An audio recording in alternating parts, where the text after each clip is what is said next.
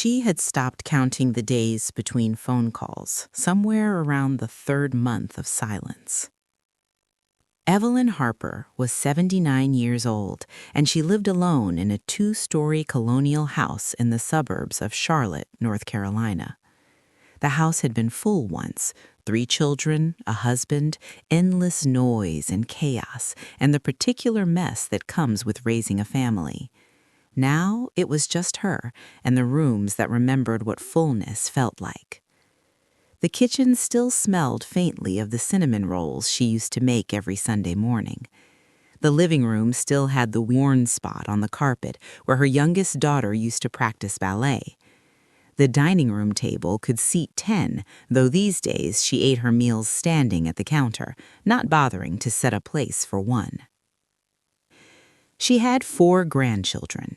Sarah was 23 now, finishing grad school somewhere in Boston. Michael was 20, a junior at Chapel Hill. The twins, Emma and Olivia, were 17, high school seniors, already thinking about college and independence and lives that would take them far from this house with its memories and its silence. They used to visit, not constantly, but regularly. Sunday dinners had been a tradition for years. Birthdays, holidays, random weeknights when someone needed a home-cooked meal or a quiet place to study, or just the comfort of grandmother's presence. But somewhere in the past year, the visits had thinned. Sunday dinners became every other week, then once a month, then occasional. Phone calls got shorter, text messages went unanswered for days.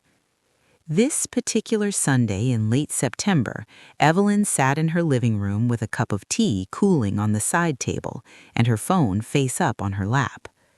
She'd sent a message to the family group chat that morning, just a simple invitation to dinner, nothing demanding, no guilt attached. 6 hours later, no one had responded. She picked up her phone, opened the chat, read her own message again as if the problem might be in the wording, but it wasn't. The message was fine. The silence was the problem.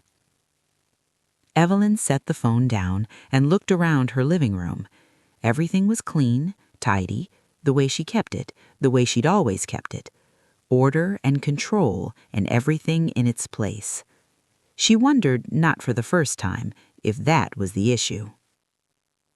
Her husband had died 7 years ago, heart attack. Swift and final, the way he'd probably have chosen if someone had given him the option. They'd been married for 49 years, 1 year short of 50, which somehow made the loss feel more incomplete. For the first year after his death, the family had rallied. Her children and grandchildren visited constantly, checking on her, making sure she was eating, wasn't too lonely, had everything she needed. It had been suffocating and necessary all at once. But grief was exhausting for everyone, and eventually life reasserted itself. Her children returned to their own families, their own problems. The grandchildren got older, busier, more absorbed in the gravitational pull of their own futures. That was natural, expected. Evelyn told herself she understood. But understanding didn't make the house feel less empty. She'd tried staying busy, volunteering at the library, joining a book club, taking up watercolor painting. She had friends, women her age who'd also outlived their husbands, who gathered for lunch and compared medications and complained about children who didn't call enough. But the friends couldn't fill the specific emptiness left by family, by grandchildren who used to burst through the door with stories and needs, and the casual assumption that grandmother would always be there, always available, always interested. Evelyn finished her tea. It had gone cold, but she drank it anyway. Waste was still waste. She thought about calling her daughter directly, Jennifer, the oldest, who lived 20 minutes away and had the twins. But something stopped her. Pride, maybe, or the fear that Jennifer would answer out of obligation rather than desire. Instead, Evelyn sat in her living room as the September afternoon faded into evening, and she tried to pinpoint exactly when everything had shifted. She had been a woman who spoke her mind. That's how she thought of it, speaking her mind, being honest, not sugarcoating things. Her generation had valued directness, or at least that's what she told herself. When Sarah had called last year, upset about her boyfriend, Evelyn had told her the relationship sounded unhealthy and she should end it. When Michael mentioned he was thinking about changing his major, Evelyn reminded him that art history wasn't practical and he needed to think about job prospects. When the twins showed her their college application lists, Evelyn pointed out which schools were too far away, too expensive, too risky. She'd been helping, offering guidance, using her 70 decades of life experience to steer them away from mistakes. That's what grandmothers did, right? But now, sitting in the silence of her empty house, Evelyn wondered if maybe she'd been doing something else entirely. She thought about the last time she'd actually listened to one of her grandchildren without immediately offering advice or correction. She couldn't remember. Every conversation had followed the same pattern. They'd share something, and she'd respond with what they should do, what they should think, how they should handle it. She'd been so busy being wise that she'd forgotten to be present. The realization settled over her like cold water, uncomfortable, clarifying. Evelyn had been raised by a mother who believed children should be seen and not heard, who ran her household with military precision, who loved fiercely but expressed it through control, making sure everyone did the right thing, made the right choices, followed the right path. Evelyn had rebelled against that as a young woman. She'd married someone her mother disapproved of, moved away, made her own choices, her own mistakes. But somewhere along the way, she'd become her mother anyway, just with different words, different justifications. She'd told herself she was helping, guiding, protecting her grandchildren from pain. She'd never asked if they wanted that protection. She'd just assumed. Evelyn stood up, her knees protesting slightly, they always did after sitting too long, and walked to her kitchen. She opened the refrigerator and looked at the ingredients she'd bought for Sunday dinner. A chicken, still in its packaging, vegetables for roasting, ingredients for her famous apple pie. She'd been so certain they would come, or maybe not certain, but hopeful, operating on the assumption that if she built it, they would come, that family obligation would outweigh whatever reasons they had for staying away.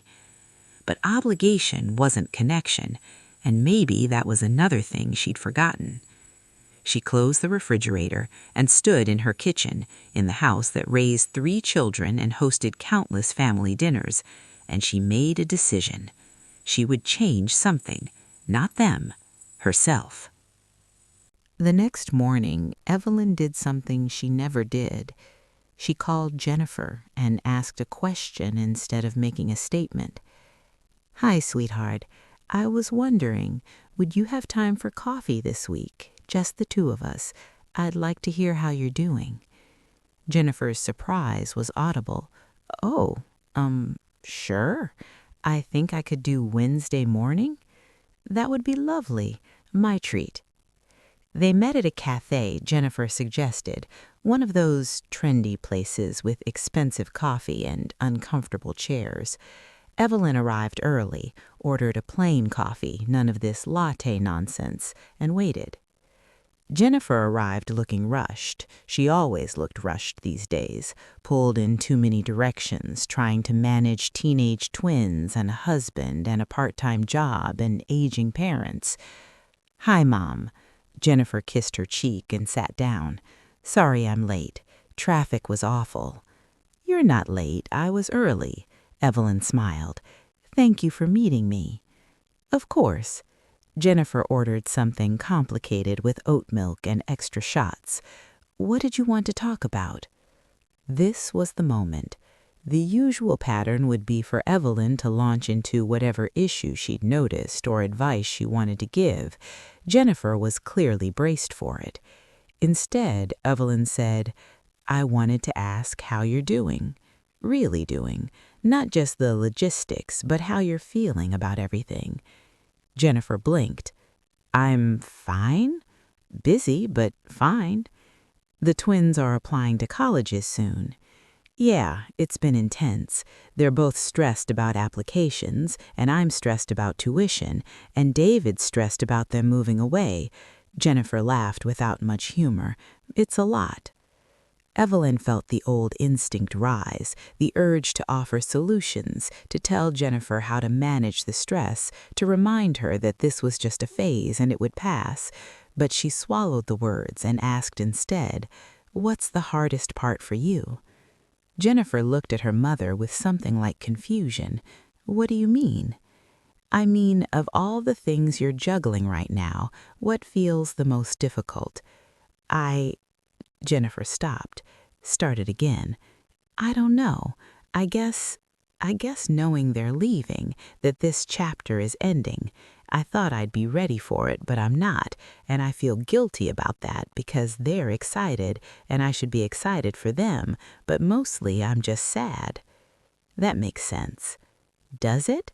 Jennifer's eyes were suddenly wet.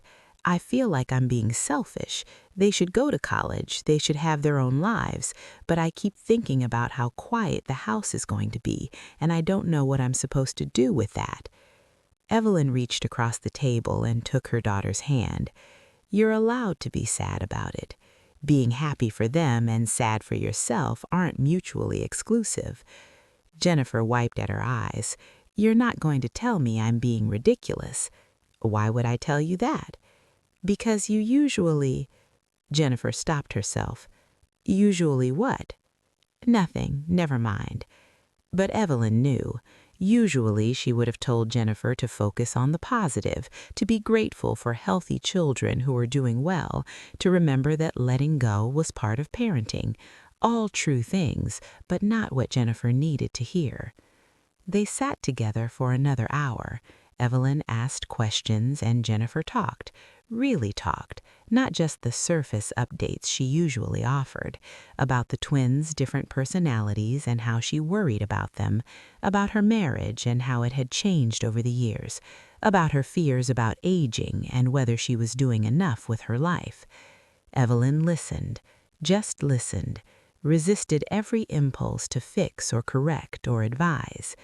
When they parted ways, Jennifer hugged her tightly. "Thank you, Mom. I needed that." "I'm glad. Can we do this again?" "I'd love to." Evelyn drove home feeling lighter than she had in months. Something had shifted, something small but significant. She'd asked instead of told, listened instead of lectured, and the space that created, that's where real connection lived. She tried the same approach with Michael when he called later that week. Usually their conversations were brief. He'd give her the highlights of his life, she'd offer commentary, and they'd say goodbye.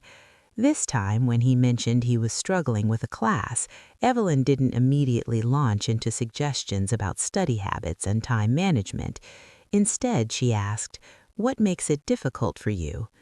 "I don't know. It's just the professor is really intense, and I feel like I'm always behind, and I don't know if I'm actually understanding the material or just memorizing enough to get by." "That sounds stressful." "It is, and I keep thinking maybe I'm just not smart enough for this."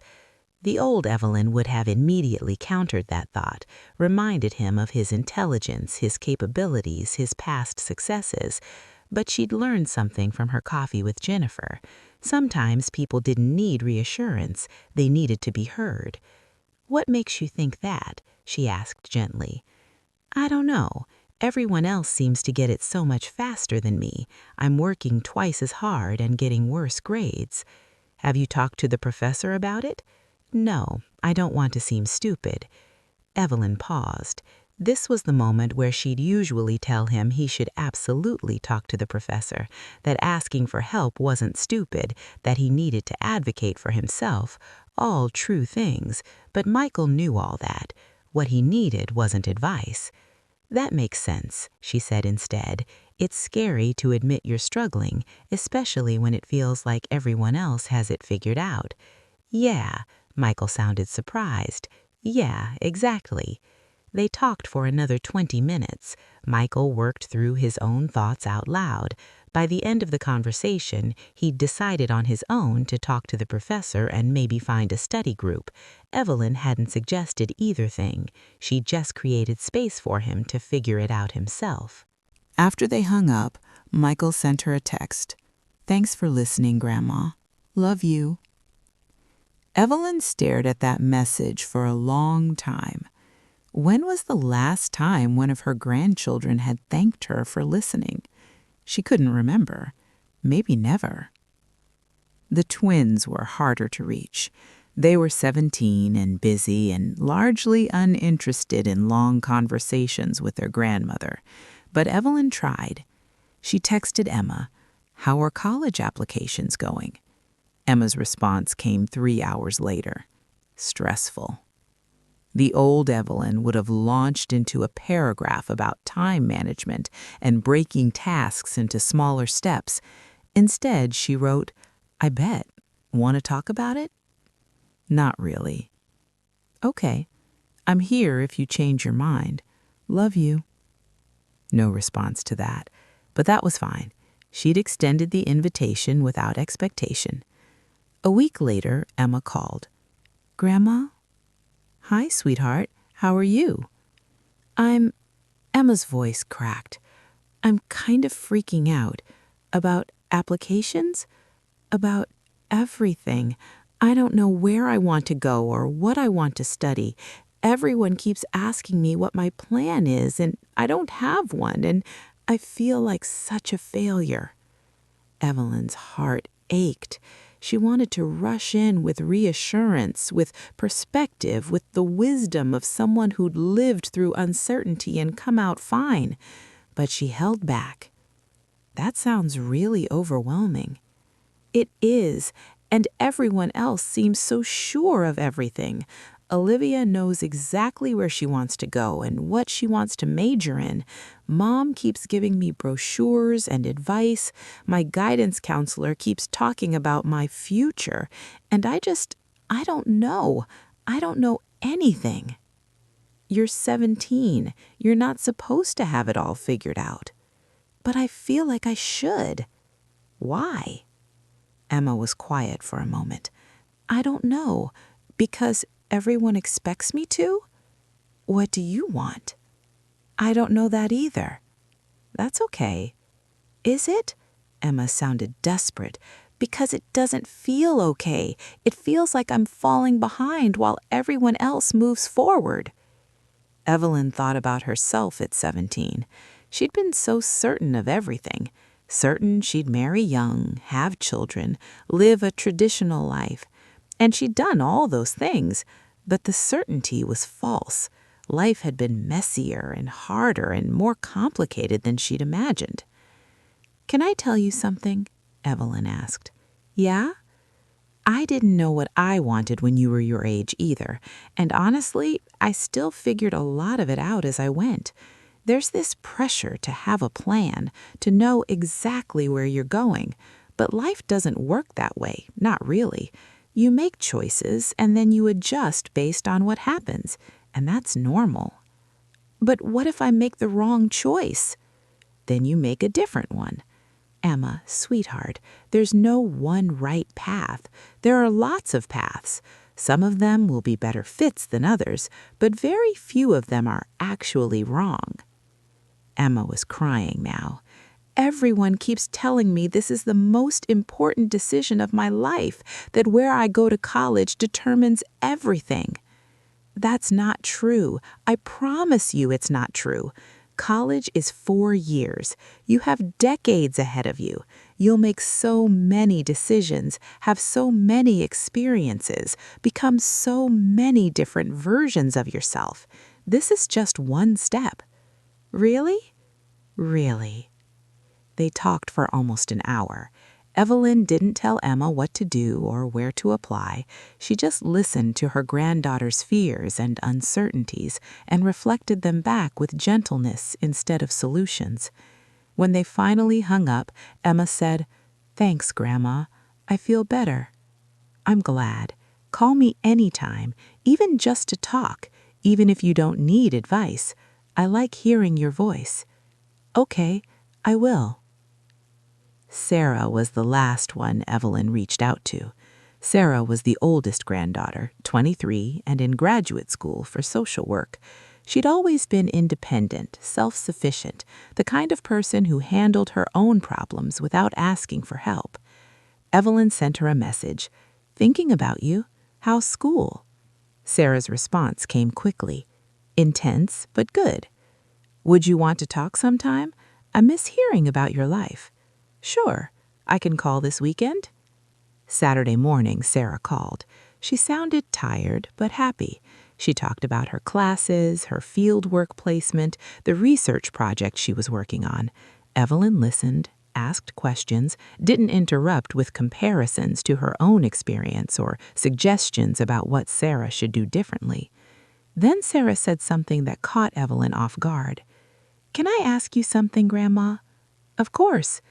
Do you think I should have stayed with Alex?" Alex, the boyfriend from last year, the one Evelyn had told Sarah to break up with. "Why are you asking?" "I don't know. I've been thinking about it lately, about whether I gave up too easily, whether I should have tried harder to make it work." Evelyn felt guilt twist in her stomach. She'd been so certain last year, so convinced that Alex was wrong for Sarah, that the relationship was unhealthy, that Sarah needed to end it. She'd said so in no uncertain terms. And Sarah had listened, had ended the relationship, and now, a year later, was second-guessing that decision. "What made you end it?" Evelyn asked carefully. "I don't know. We were fighting a lot. He wanted me to move in with him, and I wasn't ready. He said I was prioritizing school over our relationship, and I guess I was, but school is important to me." Sarah paused. "You said it sounded unhealthy, that he was being controlling, and maybe he was, but maybe I was also being inflexible. I don't know anymore." Evelyn closed her eyes. This was the moment to admit her mistake, to acknowledge that she'd offered advice too quickly, too definitively, without really understanding Sarah's situation. "I'm sorry," she said quietly. "For what?" "For telling you what to do, for making it sound like there was one right answer when relationships are never that simple. You were trying to help.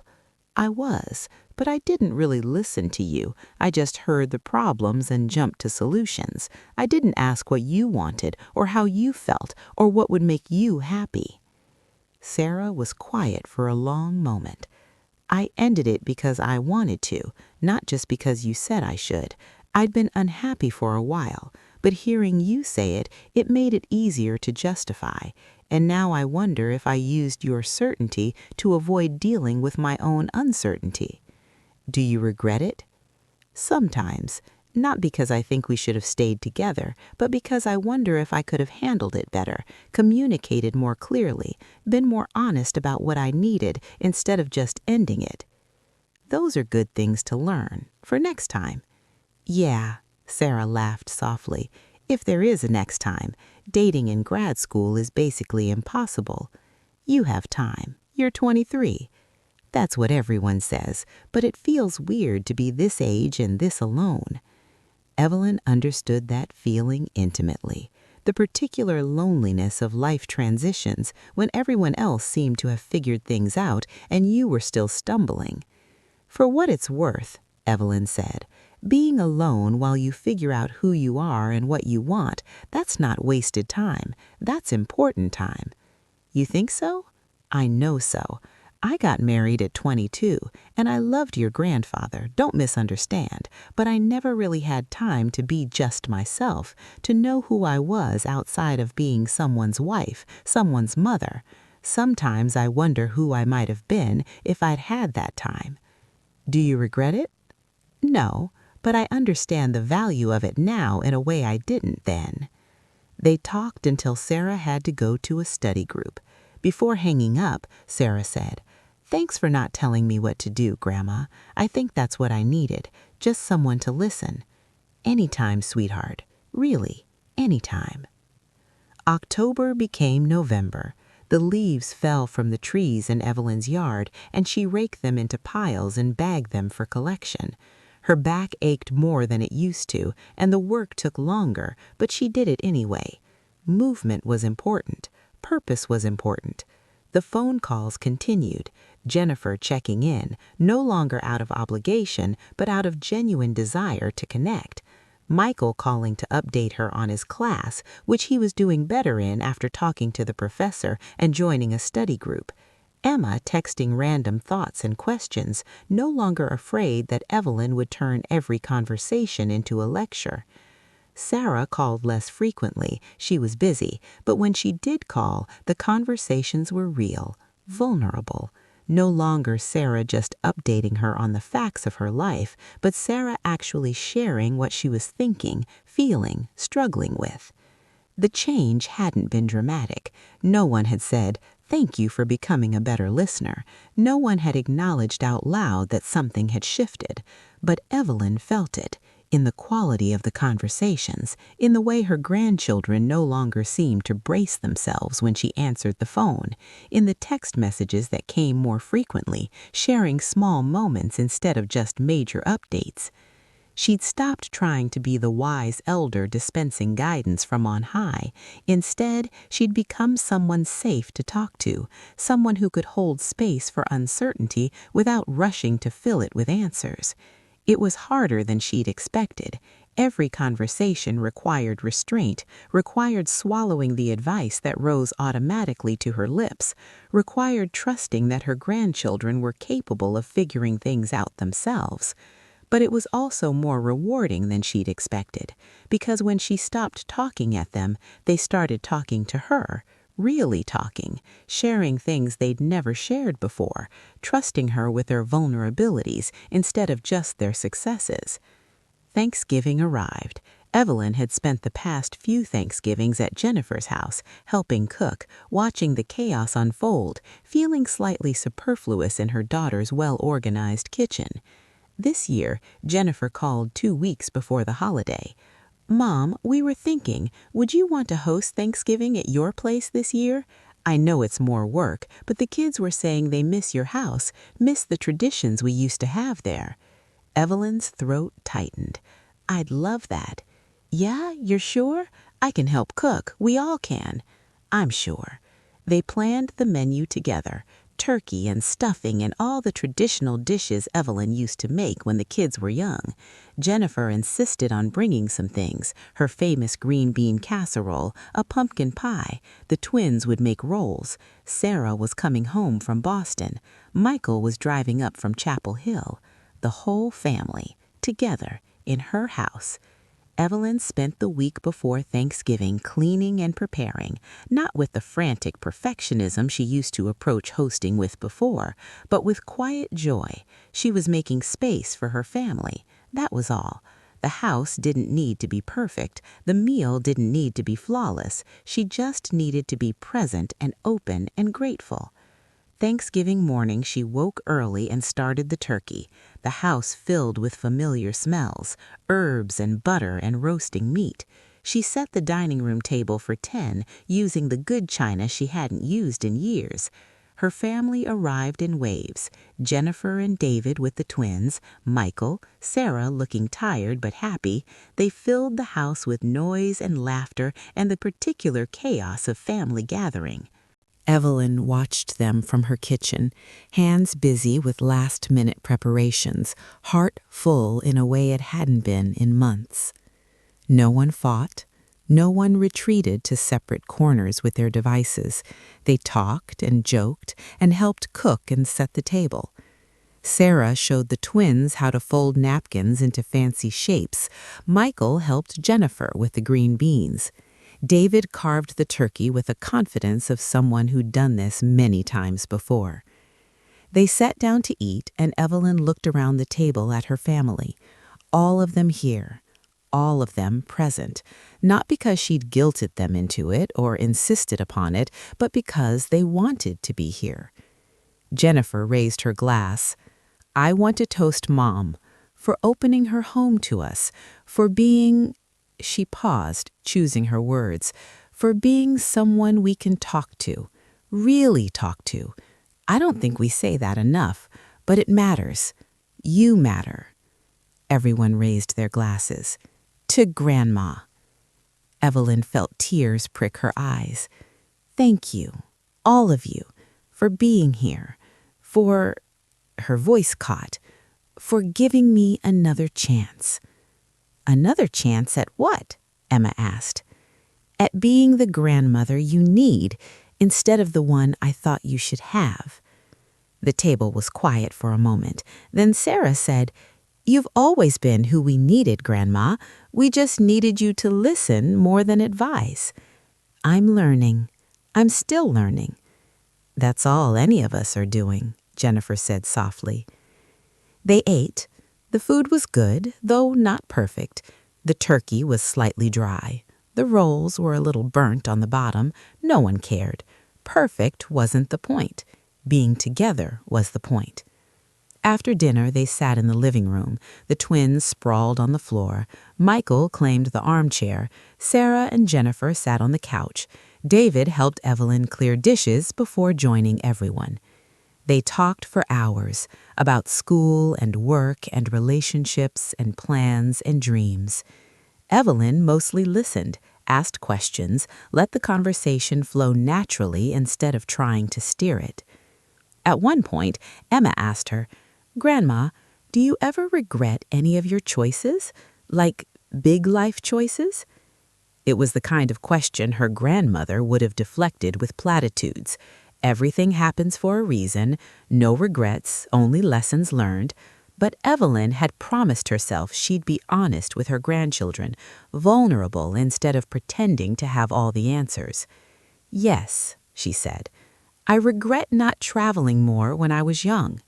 Your grandfather and I always talked about seeing the world, but we waited, saved money, planned for someday, and then he died, and someday never came. She paused.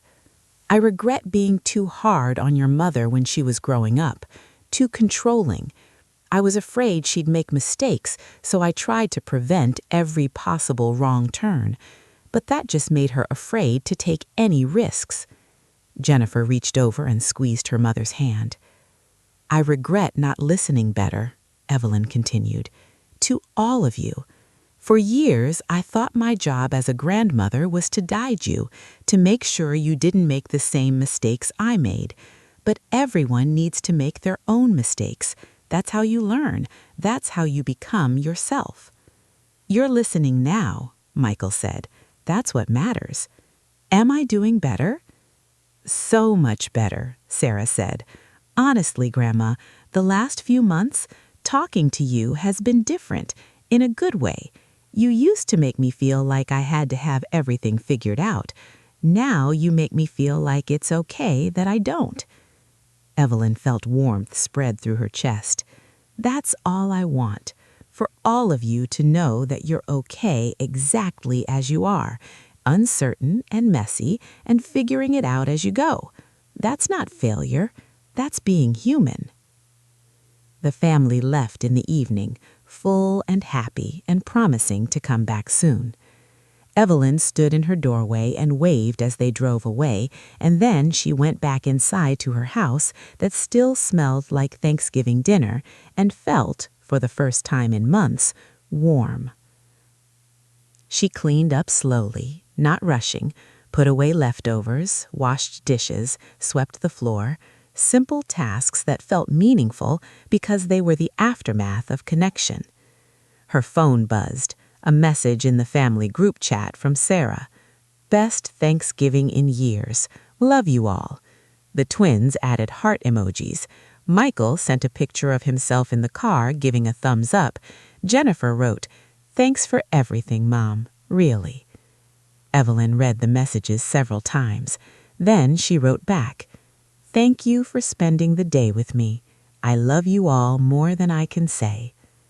She set her phone down and looked around her living room, the same room she'd sat in months ago, counting the days between phone calls, wondering when she'd become invisible. She wasn't invisible. She'd never been invisible. She'd just been so busy talking that she hadn't left room for anyone else to be heard. December brought the first snow. Just a dusting, nothing dramatic, but enough to make Charlotte look like a postcard. Evelyn stood at her kitchen window and watched it fall, delicate and quiet. She was making cookies, not for any particular reason, just because she wanted to. She'd invited the grandchildren over to decorate them, a tradition from when they were small that had fallen away in recent years. All four said yes. They were coming Saturday afternoon. Evelyn had learned something over the past few months. Connection wasn't something you demanded or forced. It was something you created space for, something you invited without expectation, something that grew in the gaps between words, in the silence where listening lived. She'd spent so many years afraid that if she wasn't actively guiding her grandchildren, they'd make terrible mistakes, that her value lay in her advice, her experience, her ability to prevent them from pain. But pain was part of life. Mistakes were part of growth, and her grandchildren didn't need her to prevent anything. They needed her to be present while they figured things out themselves. That was harder, required more trust, more patience, more faith that they were capable and resilient and would be okay even when they stumbled. But it was also more honest, more respectful, more honoring of who they were as individuals instead of projects to be managed. Saturday came. Her grandchildren arrived with frosting and sprinkles and laughter. They spent the afternoon decorating cookies, some beautiful, some disasters, all made with joy. They talked about school and relationships and plans and fears. Evelyn listened, asked questions, laughed at their jokes, let the conversation lead wherever it wanted to go.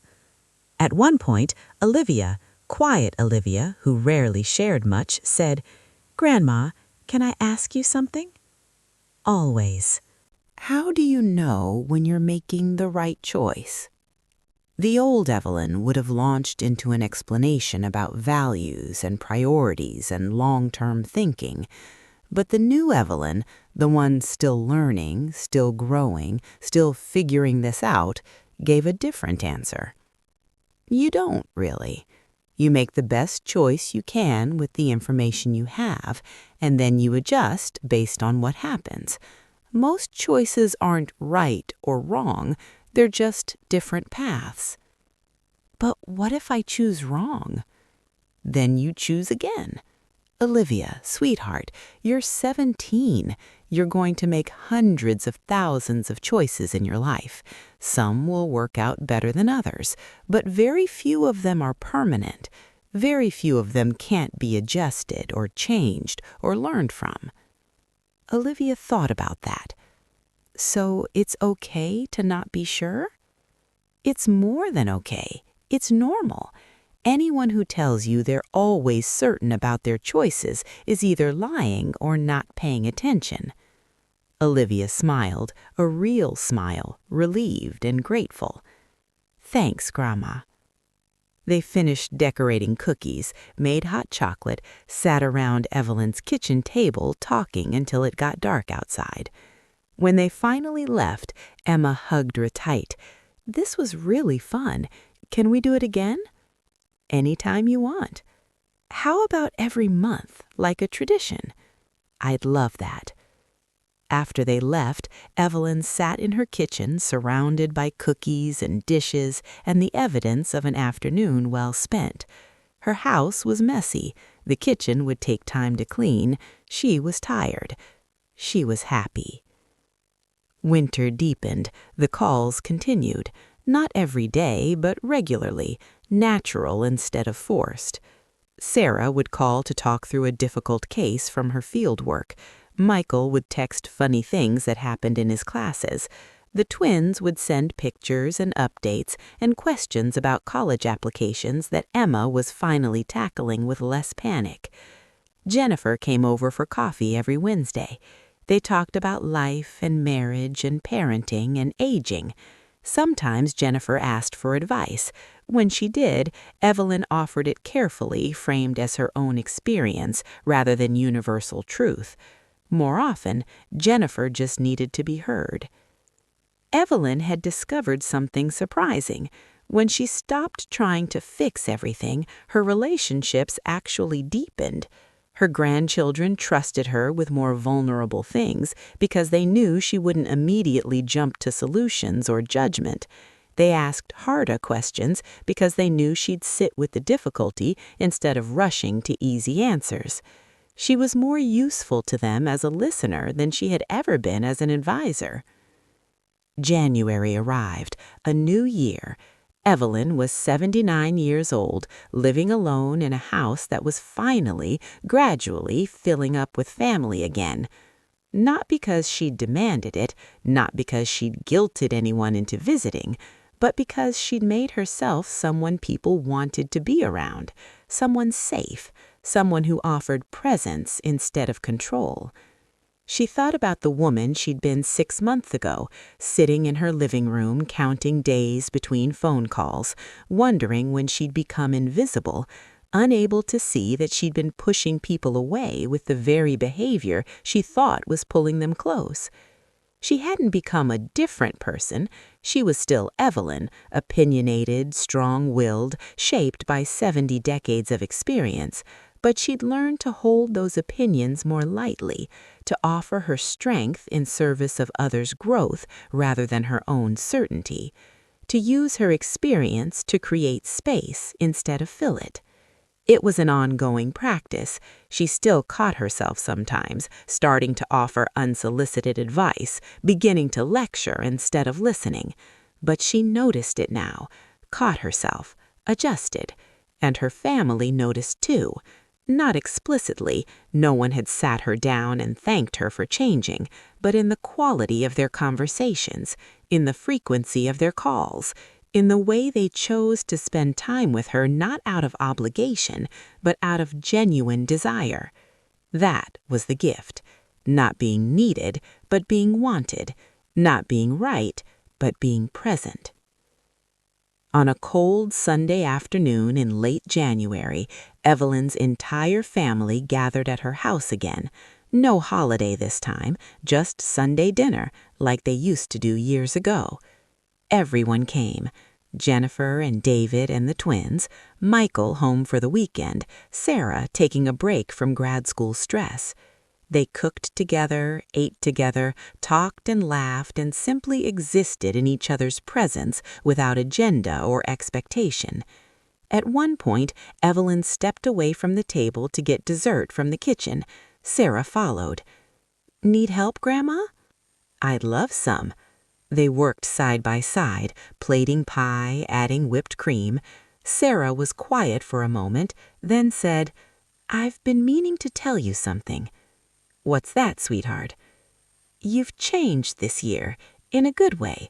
I don't know how to explain it, easier to talk to, more present, like you're actually interested in us instead of just trying to fix us." Evelyn felt her throat tighten. "I was always interested in you." "I know, but it felt different before, like you were interested in who you wanted us to be, not who we actually were." Sarah set down the whipped cream.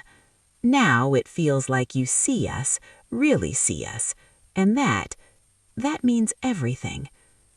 Evelyn pulled her granddaughter into a hug. "I'm sorry it took me so long to learn that." "Don't be sorry. Just keep being who you are now." They carried the pie back to the table. Everyone praised the dessert, argued good-naturedly about who got the bigger slice, and settled into the comfortable rhythm of family who chose to be together. Evelyn looked around the table. These people, her children, her grandchildren, the family she'd raised and loved and nearly lost through her own inability to let go of control, they were here, present, open, connected. Not because she'd demanded it, not because she'd made them feel guilty, but because she'd learned finally, after 70 decades of living, that love doesn't require control.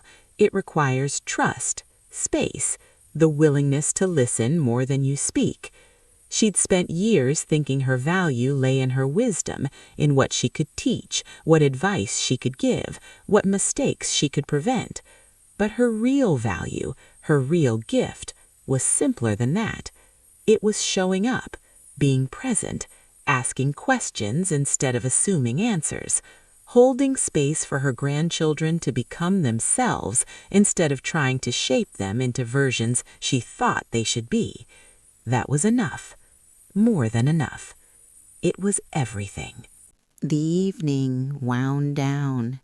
Families gathered their things, made plans to come back soon. Hugs were exchanged, longer and warmer than they used to be.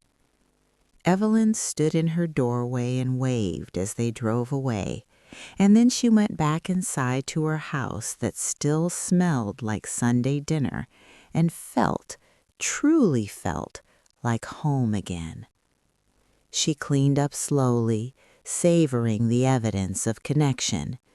Dishes stacked in the sink, leftover pie wrapped carefully, the dining room table still set, chairs pushed back at angles that suggested recent occupation. She thought about the silence that used to fill this house, the emptiness she'd interpreted as abandonment, as invisibility, as failure. But it hadn't been any of those things. It had been invitation, an opportunity to change, to grow, to become someone her family could connect with instead of just someone they felt obligated to. She'd learned something essential, something her grandmother had tried to teach her, something her mother had never understood, something she'd had to discover for herself through trial and error and the particular loneliness that comes from pushing people away while trying to pull them close. Presence invites connection. Control pushes it away. When you stop trying to manage people's lives and simply witness them instead, when you ask instead of tell, listen instead of lecture, trust instead of fix, that's when real relationship becomes possible. It had taken her 79 years to learn that lesson, but she'd learned it, and in learning it, she'd reclaimed what she thought she'd lost. Not just her family's presence, but her own capacity for connection, for growth, for becoming someone people wanted to be around instead of someone they endured out of duty. Evelyn finished cleaning her kitchen, made herself a cup of tea, sat in her living room with her phone nearby, not checking it compulsively, not counting days between calls, but simply available if anyone needed her. And they would need her, not for answers or advice or solutions, but for presence, for listening, for the particular kind of love that trusts people to find their own way while knowing someone cares enough to walk alongside them.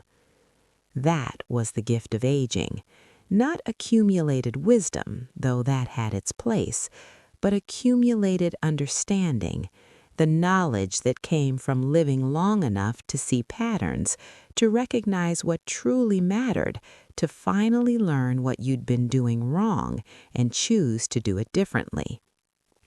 She was still learning, would keep learning until the day she died, but she was learning the right things now, the things that actually brought people together instead of pushing them apart. And her house, once so silent and empty, was full again, not every day, not constantly, but regularly, genuinely, warmly full, because she'd made space for it, because she'd chosen listening over lecturing, because she'd finally understood that sometimes the wisest thing you can do is simply close your mouth and open your heart. That was enough. It would always be enough.